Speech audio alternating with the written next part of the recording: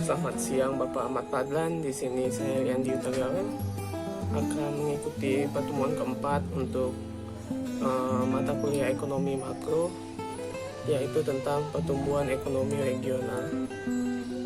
Saya ingin menjawab soal yang ada di ansis, yaitu jelaskan jenis-jenis pertumbuhan ekonomi konsep pendapatan nasional. Jadi menurut video yang sudah saya lihat dan buku yang sudah saya baca Pak, saya ingin mencoba menjawab soal ini, yaitu pertumbuhan ekonomi konsep pendapatan nasional itu ada dua, yaitu GDP, di mana artinya adalah Gross Domestic Product, yang kalau ditranslatekan ke dalam bahasa Indonesia itu produk domestik bruto. Yang kedua itu ada Gross National Product, di mana kalau artinya itu adalah produk nasional bruto.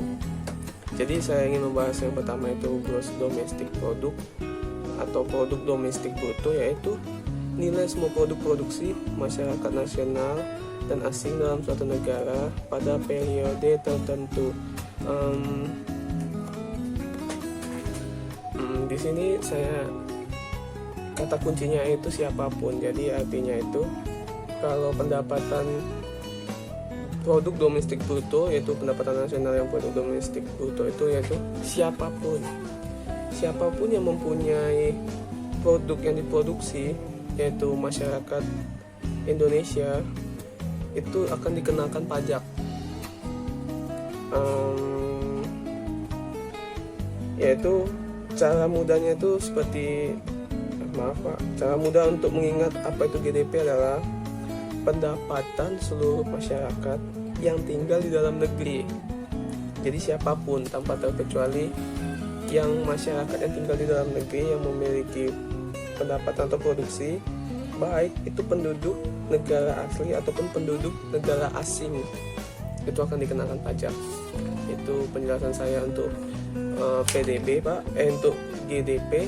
Kalau untuk GNP atau Gross National Product atau produk nasional bruto, yaitu kata kuncinya itu dimanapun. Jadi masyarakat Indonesia dimanapun dia berada, ketika dia menghasilkan atau dia memproduksi, itu akan dikenakan pajak. Mau dia di luar negeri, mau dia dimanapun, itu akan dikenakan pajak. Tapi kalau dari buku ini yang saya lihat, yaitu dia dikenakan pajak ketika barangnya sudah jadi, produksinya sudah jadi. Dalam GNP ada beberapa hal yang penting menjadi perhatian, yaitu produk nasional bruto hanya meliputi hasil barang-barang akhir atau hanya nilai tambah.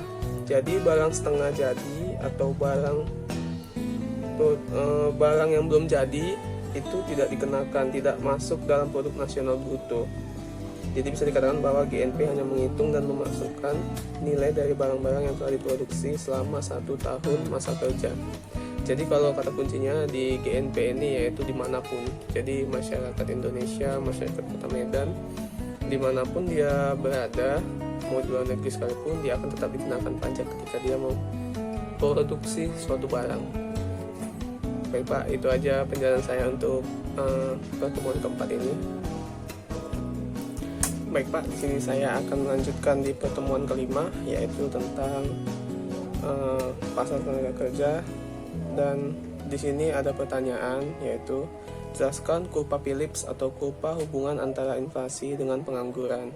Jadi saya ingin menjelaskan pertama, yaitu inflasi adalah kenaikan harga yang secara terus-menerus, sedangkan pengangguran itu yaitu, kalau bahasa ekonominya itu unemployed, yaitu kalau didefinisikan orang yang sudah masuk ke dalam umur angkatan kerja, yaitu umur 16-60 tahun tetapi belum dapat pekerjaan. Kalau ini terus-menerus terjadi, akibatnya adalah apabila pemerintah tidak bisa mengatasi inflasi dan unemployed atau pengangguran, maka negara itu akan menjadi negara yang gagal. Apabila pemerintah tidak bisa mengatasinya, maka negara itu akan menjadi negara yang gagal. Saya ingin menjelaskan kurva Phillips yaitu inflasi. Ketika inflasi naik, saya jelaskan tentang Copa Phillips, yaitu inflasi dan employer itu berbanding terbalik. Jadi inflasi dan unemployer itu berbanding terbalik.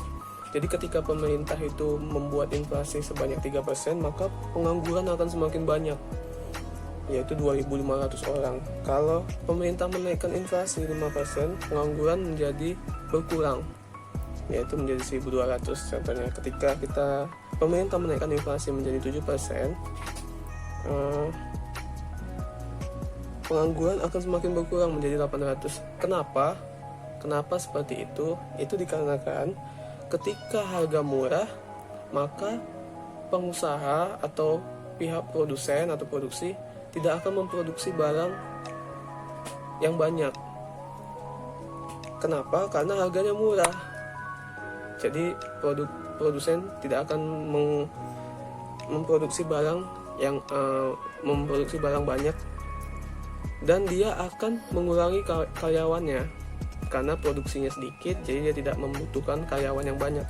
Tetapi ketika pemerintah menaikkan inflasi, maka harga menjadi mahal. Dia akan menaikkan produksi, dan dia membutuhkan tenaga kerja yang banyak. Maka si produsen itu akan merekrut kembali, akan melakukan perekrutan, dan akan mengambil lebih banyak lagi karyawan dari karyawan yang sebelumnya. Jadi pengangguran akan semakin sedikit.